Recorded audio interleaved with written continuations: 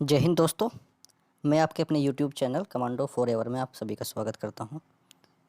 दोस्तों, मेरे बहुत सारे कॉलीग मेरे पास में कॉल करते हैं, मैसेज करते हैं, जो अभी सर्विस में हैं, कि हमें रिटायरमेंट के को लेकर के किस तरह की प्लानिंग करनी चाहिए। चलो दोस्तों, आज हम इस वीडियो में उसी बारे में बात करेंगे, जिसमें हम 4 चीज़ों को डिस्कस करने वाले हैं कि हमें रिटायरमेंट आने से पहले किन चीज़ों की तैयारी करनी है, रिटायरमेंट आने के बाद में हमें किस तरह चीज़ों को मैनेज करना है। तीसरी जो चीज़ है वो है कुछ छोटी छोटी मगर मोटी बातें, और चौथे पार्ट में मैं आपको बताऊंगा कि कुछ टिप्स होगी सभी फौजी भाइयों के लिए। तो चलो वीडियो को शुरू करते हैं। सबसे पहले, जो फौजी भाई अभी ऑन सर्विस हैं और जो रिटायर आने वाले हैं, उन कोई भी फौजी हो उसको पता होता है कि वो कब फ़ौज में से आने वाला है। उसको अपनी प्रेजेंट रैंक के हिसाब से और मेडिकल कैटेगरी के हिसाब से कहीं ना कहीं आइडिया होता है कि वो 30 साल की एज में, 40 की एज में, 50 की एज में अपने घर चला जाएगा। और एक चीज़ बोली जाती है कि सबसे समझदार इंसान वो है जो ऑन सर्विस रहते हुए ही अपने रिटायरमेंट की तैयारी कर ले, क्योंकि कंपटीशन का लेवल दोस्तों कहीं ना कहीं बहुत ज़्यादा बढ़ चुका है। जो भी एक्स सर्विसमैन, जो भी आर्मर्ड फोर्सेस, चाहे नेवी हो, आर्मी हो, एयरफोर्स हो, जो भी लोग सर्विस छोड़ करके आते हैं तो वो अपनी प्लानिंग के साथ में ही आते हैं। तो मेरी उनके लिए सबसे पहली टिप्स है कि आप आपकी एजुकेशनल क्वालिफ़िकेशन को बढ़ाएं।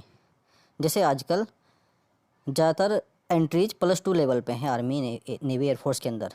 तो जैसे आप 10th या 12th गए, आपको क्या करना है कि आपको एटलीस्ट ग्रेजुएट तो होना ही है। वैसे हम लोग जब 15 साल सर्विस करके आर्मी से आते हैं और अगर हम 10th पास आर्मी के अंदर इनरोल हुए हैं तो हमें एक 15 इयर्स ग्रेजुएशन का सर्टिफिकेट भी मिलता है, जो बहुत सारी जॉब में एप्लीकेबल भी है। एसएससी भी उसको मानती है, बाकी स्टेट की जो वैकेंसी जाती हैं वहाँ पे भी एप्लीकेबल है। फिर भी आपको आपकी एजुकेशन बढ़ा लेनी है और एटलीस्ट आप ग्रेजुएट तो हो ही। आप पीजी कर सकते हो तो बहुत अच्छा है। दूसरी जो बात करता हूँ वो है कि आज का जो ज़माना है वो तकनीक का ज़माना है। इस तकनीकी युग में अगर आपके पास में टेक्निकल एजुकेशन नहीं है तो फिर आपको सिक्योरिटी गार्ड या सुपरवाइज़र या चपरासी टाइप की ही नौकरी करनी पड़ेगी। उससे अच्छा है कि हम लोग फ़ौज में नौकरी करते रहते, फिर बाहर किस लिए आना था। तो NIELIT 1 साल का ओ लेवल डिप्लोमा कराती है। अगर आपकी पोस्टिंग लकीली कहीं पीस में हो गई तो आप उस स्टेशन में कंप्यूटर सेंटर में कांटेक्ट कर सकते हैं और ओ लेवल डिप्लोमा कर सकते हैं। 1 साल में अगर आप अच्छे से मेहनत करते हैं तो ओ लेवल डिप्लोमा आप कंप्लीट कर सकते हो। वैसे ओ लेवल को आप सीधे NIELIT की वेबसाइट से ऑनलाइन भी कर सकते हैं। तीसरी जो चीज़ है वो है CCC डिप्लोमा। दोस्तों, CCC भी एक बहुत ही बेसिक सा कंप्यूटर का डिप्लोमा होता है, जिसकी जो योग्यता है वो 6 महीने के कंप्यूटर कोर्स के बराबर होती है।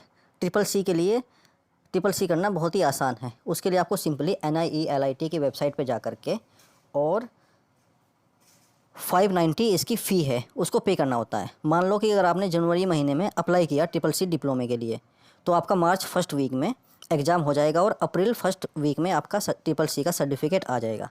मतलब 3 महीने के अंदर आपके हाथ में आपका 6 महीने का कंप्यूटर का डिप्लोमा होगा। इसको सिर्फ क्वालिफ़ाई करना होता है और क्वालिफ़ाई करने के लिए 100 में से 50 नंबर लेके आने होते हैं। ये कंप्यूटर बेस्ड टेस्ट होता है। और अगर आपने आर्मी के अंदर बेसिक कंप्यूटर कोर्स वगैरह अटेंड किए हैं, जो हम लोग अपनी ट्रेनिंग में करते ही हैं, तो आप आसानी से CCC डिप्लोमा को पास कर सकते हो। चौथी जो चीज़ जिसके बारे में बात करूँगा वो सबसे इम्पोर्टेंट चीज़ रहने वाली है, वो होता है दोस्तों स्टेनोग्राफी।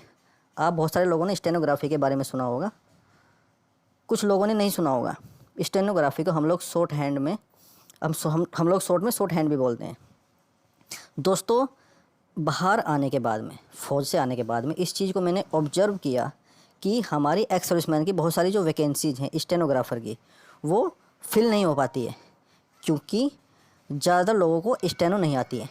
जैसे मैं चेक कर रहा था, अगर आप लोग जाओ गूगल पे चेक करो तो SSC ग्रेड D और ग्रेड C के लिए स्टेनोग्राफी का टेस्ट कराती है। उसमें 2018 में ग्रेड D में सिर्फ एक ही एक्स सर्विसमैन बंदा सेलेक्ट हुआ है, टोटल 1000 वैकेंसीज़ में। 1000 वैकेंसी का मतलब होता है कि 100 वैकेंसी एक्स सर्विसमैन के लिए वहाँ पे रिजर्व थी। 5% रिजर्वेशन है हमारा। अब 100 में से एक बंदा सेलेक्ट हो रहा है। अगर आपको स्टेनोग्राफी आती है तो आप आराम से स्टेनोग्राफ़र की जॉब पा लेते हो। और जो लोग जानते हैं, जो इस फील्ड से जुड़े हुए हैं, उनको पता है कि स्टेनोग्राफ़र की जॉब कितनी अच्छी होती है। पांचवी जो चीज़ जिसके बारे में बात करूँगा कि दोस्तों, हम लोग जब होते हैं अपनी यूनिट्स में, अपने रेजिमेंट में, हम लोगों को बहुत बार मौका मिलता है कंप्यूटर लैब्स में काम करने का, ट्रेनिंग में काम करने का, ऑफिस वगैरह में काम करने का। ट्रेनिंग में भी हम लोगों के पास में बहुत सारे पीसीज और लैपटॉप होते हैं, लेकिन हम लोग उनको सही से यूटिलाइज नहीं कर पाते। मेरी एक एडवाइस है दोस्तों कि आप ऑफिस वगैरह में डिटेल हो, वॉलंटरी जाओ, ट्रेनिंग सेल में वॉलंटरी जाओ आप, और आपकी टाइपिंग स्किल को बढ़ाओ। एटलीस्ट 30-35 WPM की आपकी नेट स्पीड टाइपिंग की होनी चाहिए। बहुत सारे एक्सेसमैन आकर के अपनी कंपटीशन एग्ज़ाम की प्रिपरेशन तो करते हैं, लेकिन स्किल टेस्ट के लिए वो अच्छे से प्रिपरेशन नहीं करते हैं। उसकी वजह से स्किल टेस्ट में फ़ेल हो जाते हैं, जिसका खामियाजा उन्हें भुगतना पड़ता है। और लास्ट में मैं आपको बोलूँगा कि सर्विस में रहते हुए आप बीएड, आईटीआई डिप्लोमा या अदर टेक्निकल डिप्लोमे जो हैं आप उनको कर सकते हो अगर आपके पास में मौका है। आजकल बीएड भी डिस्टेंस में शुरू की गई है कई यूनिवर्सिटीज़ के द्वारा। ऐसा नहीं कि आप सिर्फ रेगुलर जाओ तभी आप बीएड करके आओगे। बहुत सारे जम्मू और नगरोटा, उधमपुर वगैरह में पोस्टेड रह कर के जवान बीएड करते हैं, लेकिन आजकल तो ऑनलाइन चीज़ें हैं और आप चाहो तो डिस्टेंस में भी बीएड को कर सकते हो। अगली जो चीज़ों के बारे में बात करूँगा दोस्तों, वो है आफ्टर रिटायरमेंट। दोस्तों, जैसे हम लोग रिटायर आते हैं तो सबसे पहले एक चीज़ कहीं ना कहीं हमारे माइंड में होती है कि हम लोगों ने बहुत दिन काम किया, तो जाके पहले आराम करेंगे। दोस्तों, अगर आराम करोगे तो फिर आराम ही करते रह जाओगे। आप लोगों के लिए मेरी सलाह है कि आपकी जो प्रिपरेशन है वो आप पहले दिन से शुरू करें। पहले दिन से मीन्स आप रिटायर आए, आपका जो डॉक्यूमेंटेशन फौज के अंदर जो करना था वो आपने कर लिया। उसके बाद में आप अपनी बुक्स उठाओ, किताब उठाओ, नोटबुक उठाओ और तैयारी में लग जाओ। दूसरी जो बात है कि आप एक व्हाट्सएप ग्रुप बना करके या दूसरे मीन ऑफ कम्युनिकेशन के ज़रिए जो भी आपके साथ में रिटायर्ड आए हैं, आपके आगे पीछे वाले हैं, उन सब से आप कांटेक्ट में रहो। इससे फ़ायदा क्या होगा कि आपको पता चलता रहेगा कहाँ पे कब कब वैकेंसीज निकल रही हैं। बहुत बार एडमिट कार्ड आ जाते हैं, लेकिन जो जवान तैयारी कर रहा है अपनी जॉब्स के लिए, उसको पता नहीं चलता कि तेरा एडमिट कार्ड भी आ गया, तेरा एग्ज़ाम भी हो गया। तीसरी जो चीज़ है कि आप आने के बाद में educational applications like text book वगैरह को डाउनलोड करके और उसका मॉक टेस्ट का सब्सक्रिप्शन ले सकते हो। उससे क्या होगा कि आपको एक आइडिया लग जाएगा कि कंप्यूटर बेस्ड एग्ज़ाम कैसे होता है। जब हम लोग आर्मड फोर्सेस के अंदर गए थे तब एग्ज़ाम कंडक्ट कराने के जो तरीके थे वो अलग थे। तब पेन और पेपर मोड होता था। आजकल ज़्यादातर एग्ज़ाम में कंप्यूटर बेस्ड एग्ज़ाम होते हैं जो ऑनलाइन ही आपको देने होते हैं। उसमें एक टाइम लिमिट होती है। आप सेम चीज़ आपके मोबाइल के ऊपर कर सकते हो। चौथी जो चीज़ होगी यहाँ पे वो होगी कि आपकी जो प्रिपरेशन है वो सिर्फ सिलेबस के अकॉर्डिंग होनी चाहिए। सिलेबस से बाहर आप मत जाओ। सिलेबस से बाहर जाकर के आप पढ़ाई मत करो।